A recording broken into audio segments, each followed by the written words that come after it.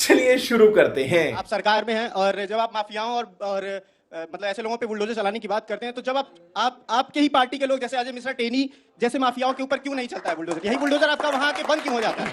अच्छा प्रश्न है, जनसाधारण का प्रश्न है। आप बताइए, जिस लड़के ने, टेनी साहब के बेटे ने, जो पूरा विषय चल रहा था, उस विषय में कमेटी बैठी, किसी तरह साहब क्यों साहब नहीं है, मंत्री है देश के, आप गाली देते हैं। आपके लिए तो हाफिज सईद साहब है, टेनी जो मंत्री है देश के, वो साहब नहीं हो सकते। गोडसे साहब, आप बताइए, आप हाफिज साहब बोलिए, आइए साहब बोलिए, आप बोलिए। ब्राह्मणों के लिए तो ये गाली दे रहे हैं, आप ब्राह्मणों को गाली देते रहिए। ब्राह्मण को साहब क्यों बोल दिया? खालिस्तानी ब्राह्मण को साहब क्या बोल दिया? इनको आपत्ति होगी, ब्राह्मण को सीनों पे गाड़ी चढ़ाने वाला ब्राह्मण को साहब नहीं बोलना चाहिए। ये है चरित्र का। अरे किसान विरोधी भैया, आप किसान विरोधी हैं, आपके लिए तो केवल किसान विरोधी हैं, अफजल गुरूही साहब है, किसान विरोधी हैं। जमाई साहब प्लीज।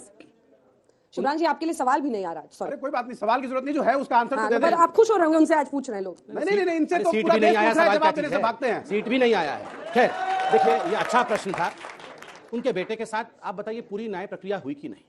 जो पहले होता था, आप देखिए आज बंगाल के अंदर एक, तो यही नया प्रक्रिया खरगों में होना चाहिए ना। मैं बोल लूं, जिन्होंने पत्थरबाजी बंद होगी तब होनी चाहिए, नहीं होनी चाहिए। मिस्टर जमाई प्लीज बीच में मत बोलिए, मैं आपके पास मैं जवाब लूंगी। एक लॉजिकल बात है, ठीक है, जल्दी से कहा न्याय मिस्टर जमाई, सर 10 दिन तक रेड कार्पेट ट्रीटमेंट मिला बेटे को। मैं बता रहा हूं, कोई बात नहीं, हम तो चूतिए हैं। गृह राज्य मंत्री होने का फायदा मिला बेटे को। 10 दिन बाद जब घर पे नोटिस चस्पा हुआ, तब साहब पहुंचे अंजना जी, पुलिस के पास। बताता हूं, रेड कार्पेट वेलकम क्या होता है अंजना जी। 3 दिन पहले आपने भी ट्वीट किया था। ममता बनर्जी ने 14 साल एक बच्ची के लिए जिस प्रकार से कहा कि ये तो लव अफेयर चल रहा होगा, उस रेप पीड़िता बच्ची के लिए जिस प्रकार के शब्दों का प्रयोग मुख्यमंत्री ने कहा, वो रेड कार्पेट वेलकम होता है। यहां किसी ने उसे समर्थन नहीं किया। पूरे न्यायिक प्रक्रिया को आज फेस करना पड़ रहा है, इसलिए हम कभी भी वो काम नहीं करेंगे जो न्याय के विपरीत हो। जल्दी माइक छोड़ दीजिए।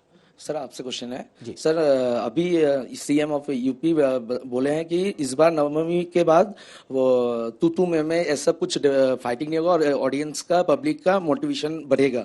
लेकिन मैं ये होली में सर, हम लोग स्टूडेंट ही है, सब नमाज पढ़ के आ रहे थे, कुछ मुसलमान बच्चे हॉस्टल के, लेकिन हिंदुओं ने श्री राम बोल के फाड़ के मारा हम लोग को। उसमें क्या बोलना चाहते हैं आप? कहाँ पे मारा? LG चौक पे, ग्रेटर नोएडा में मार फाड़ के मारा? मतलब बहुत गंदा मारा, बहुत गंदा वाला मारा। अच्छा अंजना जी, मेरा इसमें बड़ा स्पष्ट मत है। यह देश बहुत सुंदर। अंजना जी, ये एक सीरियस क्वेश्चन है कि इनका कहना है कि मुसलमान बच्चे नमाज पढ़ के आ रहे थे, उनको मारा, बहुत बुरी तरह से मारा। इस देश में ऐसा हो नहीं सकता।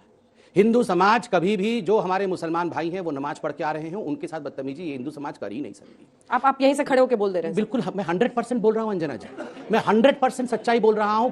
करोड़ों सड़कें इस देश की ब्लॉक हो जाती है फ्राइडे के दिन। कितनी बार आपने देखा हिंदुओं ने इसका विरोध कर दिया, एम्बुलेंस रुक जाती है, फिर भी हिंदू इतना सही। खुले में नमाज के भी खिलाफ काम कर रहे हैं, हरियाणा से लेकर हर जगह पर बोला जा रहा है। क्या बात कर रहे हैं अंजना जी? खुले में नमाज होना चाहिए क्या? अब इस पर अलग एक दिन पहले, अलग दिन क्यों? ये अंजना जी, हम सब बैकफुट पे क्यों हैं? हम सत्य को बोल क्यों नहीं सकते हैं?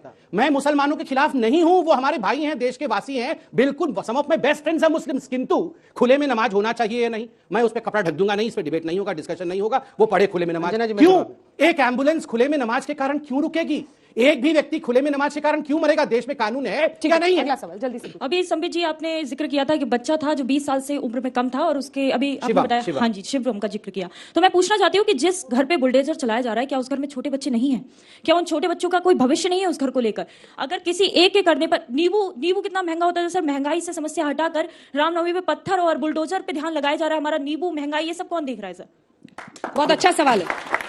एक अपराधी हो सकता है ना, आप पूरे घर को ढाकर क्या कर रहे हैं? देखिए अंजना जी, बिल्कुल सही, नींबू एक विषय है, रामनवमी एक विषय है, दोनों विषय महत्वपूर्ण है। नींबू पे डिस्कशन करिए, डिबेट करिए, वो आप कर भी रही होंगे जरूर कोई किसी डिबेट में। आप लोग तो हर विषय इस डिबेट पे सब लोग जहां रामनवमी है इस देश में, किसी का मुझे जवाब दुख के साथ नहीं कहना देता। पड़ रहा है, ये मुस्लिम इलाका इतने वर्षों तक कहा जाता था, ये मुस्लिम इलाका है, मत जाना भैया, वहां पे नहीं करना है, बाकी जगह घूम लेना। अब अगर मुस्लिम इलाका, हिंदू इलाका इस देश में होने लगे और वहां अगर कोई जाता है रामनवमी का जुलूस लेके, वहां पत्थरबाजी होगी, तो अंजना जी ये उचित नहीं है। डेटरेंट एक्शन होना चाहिए। ये पत्थर मार करके आपको लगेगा कि हर